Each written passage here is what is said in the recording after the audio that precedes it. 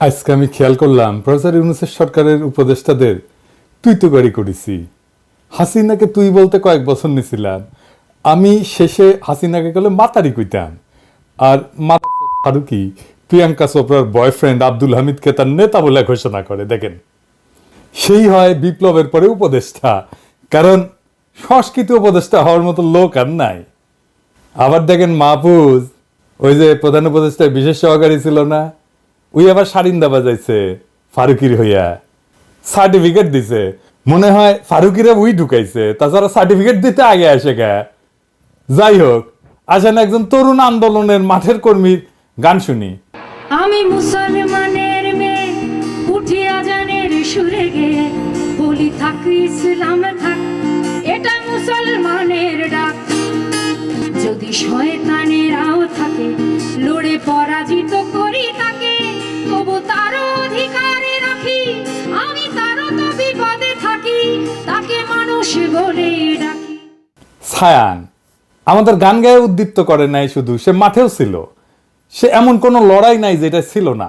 সে সংস্কৃতি বেঁচে খায় না। ছায়ানের মতো দর্শনের পাঠ খুব অল্প মানুষের আছে।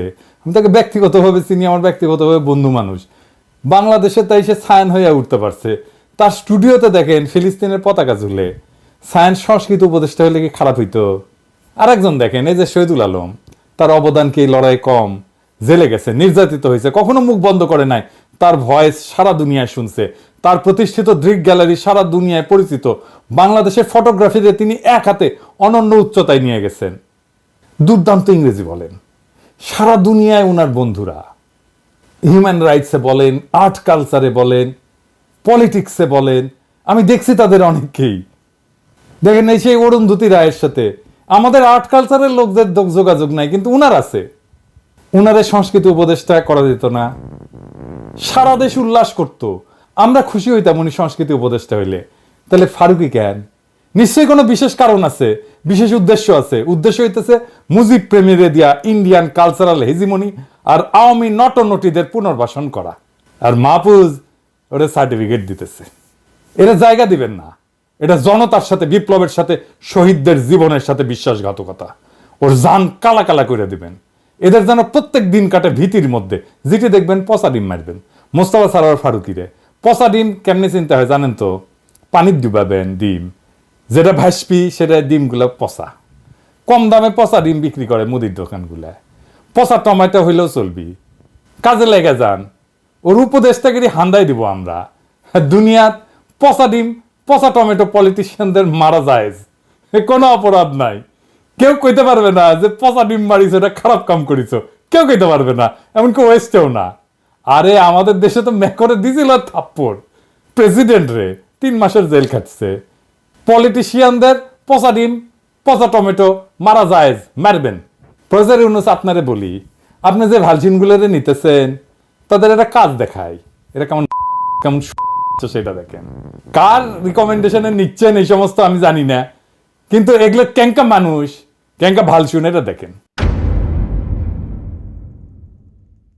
এই যে দেখেন 2024-2025 আয়কর নির্দেশিকা, মানে সবাই যে ইনকাম ট্যাক্স দিবি সেটার একটা আইন। এর মুখবন্ধে লিখিছে আভ্যন্তরীণ সম্পদ বিভাগের সচিব FCMA। যেগুলো ডিগ্রি লাগায় না সেগুলো হয় অথবা হীনমন্যতায় ভুগে, সেজন্য ডিগ্রি লাগায়। কখনো ডিগ্রি লাগাবেন না, নামের সাথে ডিগ্রি থাকে না মানুষের, ওটা অন্য জিনিস। ওই মেলা কিছু লিখিছে, বৈষম্য, ন্যায় বিচার, কয়বার বৈষম্য মুক্ত লিখিছে দেখান এডিটর সাহেব, দেখেন কয়বার লিখিছে। কয় তারিখ লিখিচ্ছে দেখেন তো? 22 আগস্ট 2024 সালে। সেই কলে করছে প্রত্যেক বছর প্রয়োজনীয় সংশোধন করে থাকে এডিটর সাহেব, ওই জায়গাটা দেখেন তো। তার মানে এবারও সংশোধন করেছে, তাই না? হ্যাঁ, খুব ভালো কথা। আসেন 58 পৃষ্ঠায় দেখি, মানে কাদের কাদের ট্যাক্স রেয়ার দেওয়া যাবে, মানে কাদের ট্যাক্স কম দিলেও চলবে। কিছু কাজ করলে সরকার, কিছু যদি ভালো কাজ করে না, ওরা বলে দেয় এই কাজ করলে আপনার কাছ থেকে ট্যাক্স করলে কম নিমু। যেমন ধরেন মুখের কথা তো ট্যাক্সও লাগে না, তাই না? অঙ্কে আর কি, কোথাও যদি দেয় একটা অনুদান দেয় তাহলে ট্যাক্স কম নেয়। এখানে অনেক কিছু আছে, কোথায় কোথায় টাকা দিলে সে, দান করলে সে ট্যাক্স নিবে না, কম নিবে। মুক্তিযুদ্ধ জাদুঘরে দেখেছেন, মুক্তিযুদ্ধের স্মৃতি রক্ষার্থে নিয়োজিত প্রতিষ্ঠানে দান। আর কি আর কি আর কি, জাতির পিতার স্মৃতি রক্ষার্থে জাতীয় পর্যায়ের প্রতিষ্ঠানে দান, তার মানে 32 নম্বর জাদুঘর অনুদান পাবে। 32 নম্বর জাদুঘরে যদি কেউ এখন অনুদান দেয় সে ট্যাক্স রেয়াত পাবে। প্রফেসর ইউনূসের সরকারে, বিপ্লবের পরবর্তী সরকারে মুক্তিযুদ্ধ জাদুঘর কিভাবে দাঁড়াইছে আর কিভাবে আবার দাঁড়াবে বুঝছেন তো।